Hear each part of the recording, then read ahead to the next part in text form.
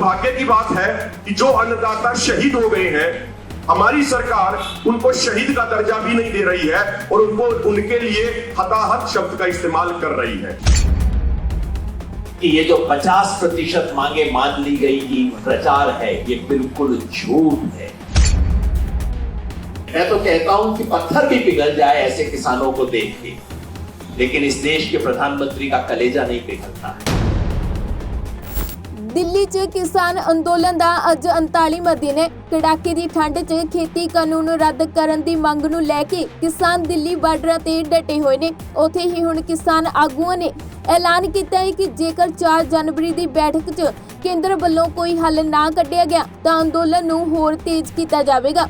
किसान आगुआ ने कहा है कि किसान अंदोलन शांतमई सी, शांतमई है ते शांतमई ही रहेगा, पर ਉਹ ਉਦੋਂ ਤੱਕ ਦਿੱਲੀ ਦੀਆਂ ਹੱਦਾਂ ਤੇ ਡਟੇ ਰਹਿਣਗੇ ਜਦੋਂ ਤੱਕ ਉਹਨਾਂ ਦੀਆਂ ਮੰਗਾਂ नहीं ਮੰਨੀਆਂ ਜਾਂਦੀਆਂ। जो ये आंदोलन है, ये आंदोलन सच बनाम झूठ का आंदोलन है, ये आंदोलन न्याय बनाम अन्याय का आंदोलन है, ये आंदोलन सही बनाम गलत का आंदोलन है, ये आंदोलन देश को बचाने वाले बनाम देश को बेचने वालों का आंदोलन है। आज के दिन देश का अन्नदाता किसान प्रधानमंत्री मोदी की किसी भी बात पे विश्वास करने को तैयार नहीं है, क्योंकि किसानों को इतनी बार ठगा गया है, इतनी बार उनसे झूठ बोला गया है। एक छोटा सा उदाहरण आपके सामने देता हूं।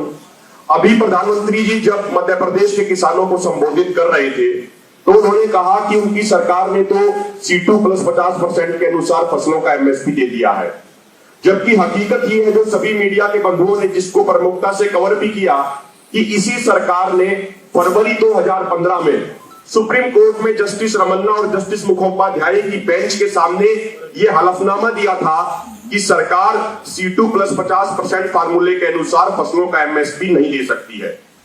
तो बड़े दुख और दुर्भाग्य की बात है कि प्रधानमंत्री जी इतने जिम्मेदार पद पे बैठ के इतनी गलत बातें कह रहे हैं। दूसरी बात मैं कहना चाहूंगा कि हमारे लगभग 55 अन्नदाता इस आंदोलन में शहीद हो चुके हैं, लेकिन अब तक ना तो प्रधानमंत्री ने और ना ही उनके सरकार के किसी मंत्री या अधिकारी ने उन किसानों के प्रति संवेदना जाहिर की है, ना ही उनको किसी ने श्रद्धांजलि दी है। अभी जो 31 तारीख को बैठक हुई थी तो हमारे सभी सीनियर नेताओं की तरफ से ये कहा गया कि इस बैठक की शुरुआत उन शहीद किसानों को श्रद्धांजलि देकर की जानी चाहिए। उसके बाद कृषि मंत्री नरेंद्र सिंह तोमर ने यह कहा कि जो किसान इसमें हताहत हो गए हैं उनको लेकर उन्हें दुख है।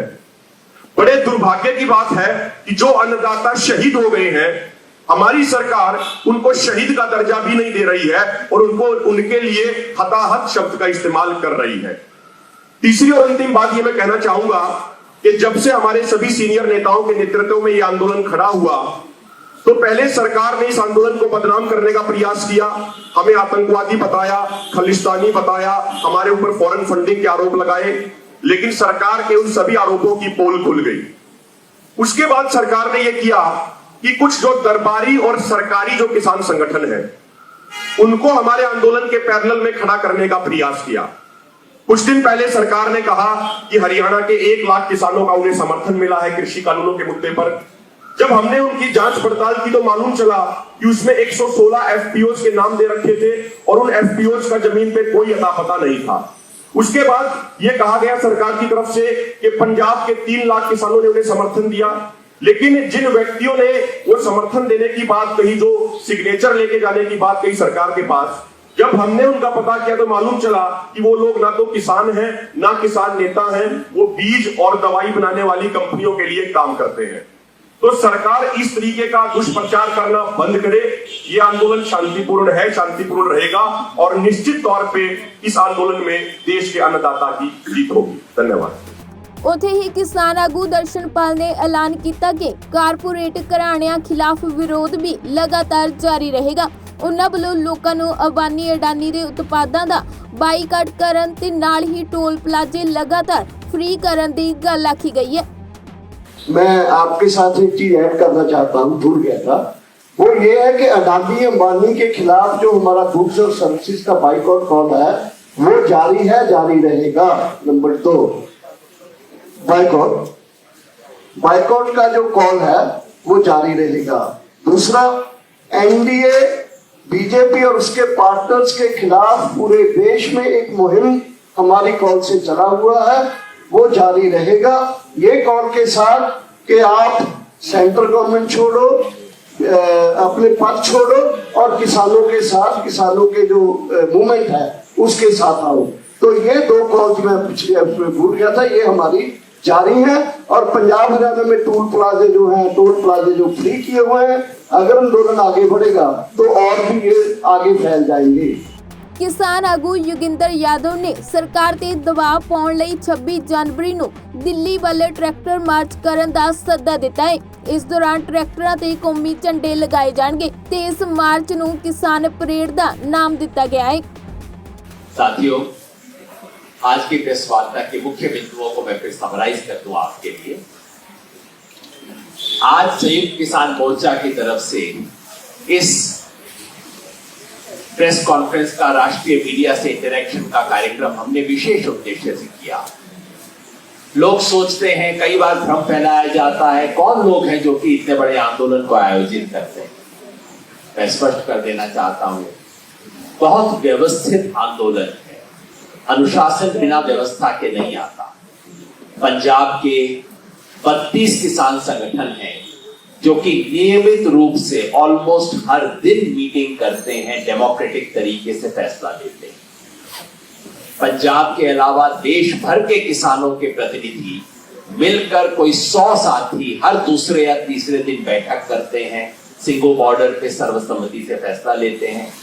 और राष्ट्रीय स्तर पे इसका संयोजन और समन्वय करने के लिए 7 सदस्यीय समिति है जो कि आपके सामने बैठी है। अनंत मौला और शिव कुमार काका जी आज अनुपस्थित हैं, लेकिन ये समिति है जो कि कोऑर्डिनेशन का काम कर रही है।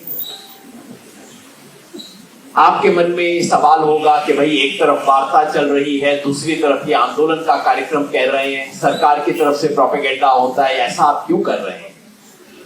मैं स्पष्ट कर देना चाहता हूं कि ये जो 50% मांगे मान ली गई कि प्रचार है, ये बिल्कुल झूठ है। अगर मेरी भाषा में कहें तो अभी तो सिर्फ पूंछ निकली है, हाथी अभी बाकी। और हमारे एक दोस्त ने कल कहा कि पूंछ भी हाथी की पूंछ है कि गधे की पूंछ है, अभी हमें पता नहीं, क्योंकि जो 2 छोटी बातें सरकार ने कल मानने की बात कही है 30 तारीख को, उसका लिखित स्टेटमेंट हमारे पास अभी भी नहीं है कि एग्जैक्टली उन्होंने क्या माना। इस आंदोलन की जो सबसे पहली और सबसे बड़ी मांग है, जो देख के दूर दूर से किसान आके इस सर्दी में 1 महीने से पड़े हुए हैं, 3 कानूनों को खारिज करना, रद्द करना, उस पे सरकार 10 से मस होने को तैयार नहीं है। रद्द करने की बात ना करो और कुछ भी बात करो। एमएसपी की खरीद को कानूनी दर्जा देने की बात जो खुद मोदी जी ने 2011 में कही थी, उस पर सरकार मानना तो छोड़ो, सिद्धांत रूप में भी एग्री करने को तैयार नहीं है। पिछली मीटिंग में साफ कह दिया, इन प्रिंसिपल कमिटमेंट भी नहीं दे सकते हम। इसलिए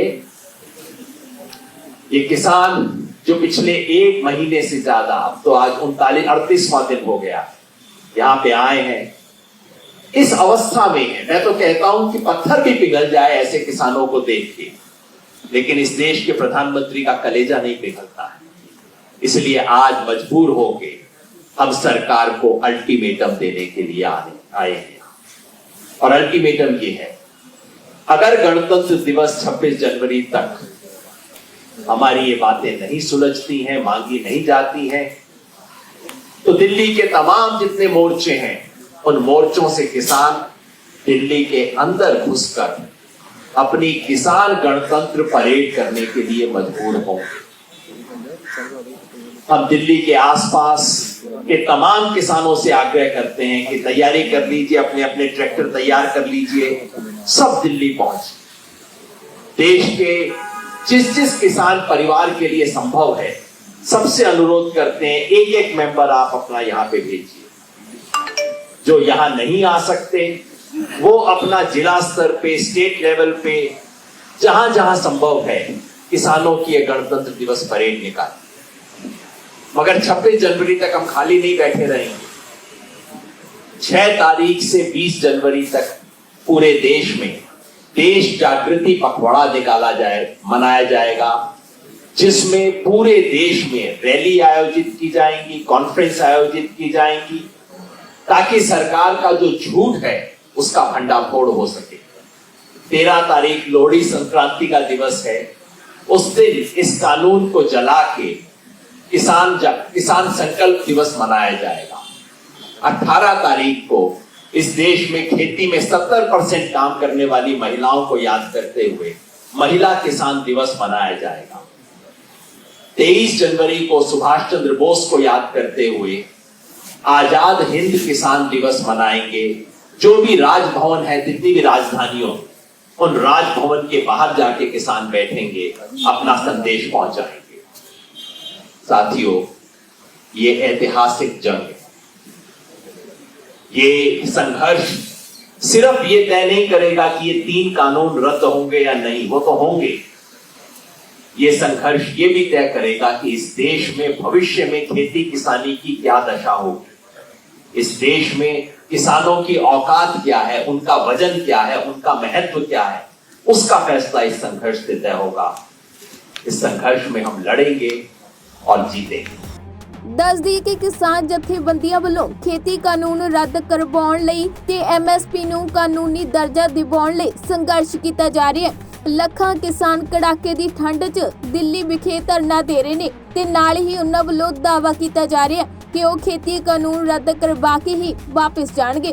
ब्यूरो रिपोर्ट, पंजाबी लोक चैनल।